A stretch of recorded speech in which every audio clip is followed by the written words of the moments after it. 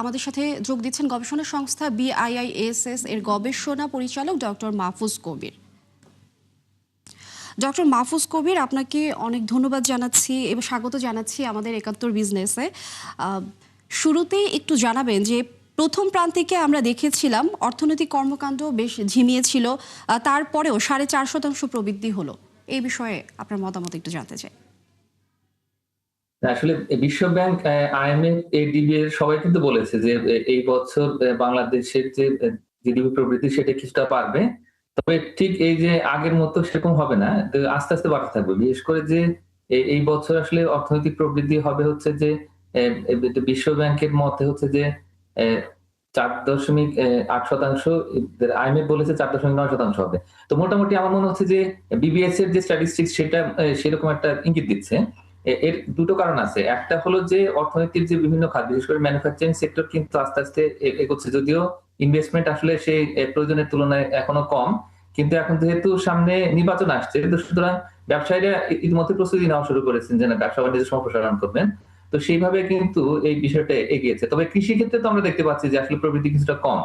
তার মানে হলো কৃষিতে যেরকম ছিল সেরকমই অবস্থাতেই আছে, কিন্তু আসলে যে শিল্প এবং সেবা খাত সেখানে কিন্তু প্রবৃদ্ধি বাড়ছে। বিশেষ করে ম্যানুফ্যাকচারিং এ কিন্তু এই ইনভেস্টমেন্ট বৃদ্ধির কারণে আসলে এই প্রবৃদ্ধিটা আমরা কিছুটা চাঙ্গা দেখতে পাচ্ছি। আমরা দেখলাম যে শিল্পে প্রবৃদ্ধি প্রায় দ্বিগুণ, কিন্তু বিনিয়োগ বা বেসরকারি খাতে ঋণ প্রবৃদ্ধি ছিল ৭-এর নিচে। এটা আসলে কিভাবে সম্ভব?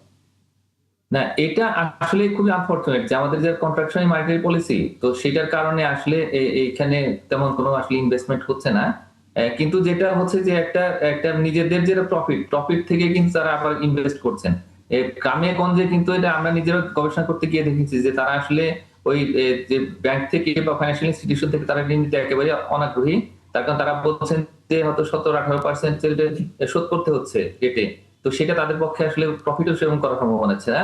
যার ফলে নিজেরা নিজেদের সমস্ত সঞ্চিত যে অর্থ এবং তারা লাভের একটা অংশ তারা কিন্তু নিজেরা আবার বিনিয়োগ করছেন।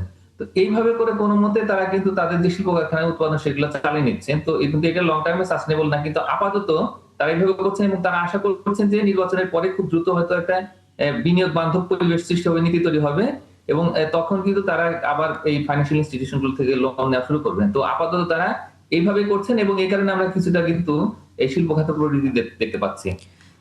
ডক্টর মাহফুজ কবির, সর্বশেষ যে বিষয়টি, যে বাণিজ্য ঘাটতি প্রায় $9.5 বিলিয়ন, এটা অর্থনীতিতে কি বার্তা দেয় সেই বিষয়টি একটু না, জানাবেন।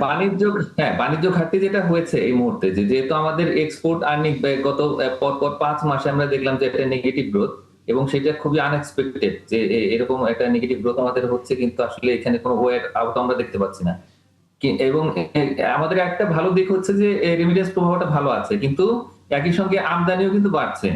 তো এই আমদানি বৃদ্ধি কিন্তু আবার এই যে শিল্প খাতের যে প্রবৃদ্ধি সেটার সঙ্গে সম্পর্কিত। মানে শিল্প খাতে কিছুটা যেহেতু মেশিনারি এগুলো সমস্ত বা কাঁচামাল মধ্যবর্তী পণ্য সেগুলো আমদানি হচ্ছে, তো যার ফলে ওইখানে প্রবৃদ্ধি হচ্ছে, কিন্তু এইটাই কিন্তু আবার সেই ক্ষেত্রে আমাদের যে ভারসাম্য, মানে এক্সটার্নাল যে ব্যালেন্স সেটা কিন্তু নেগেটিভ করে দিচ্ছে।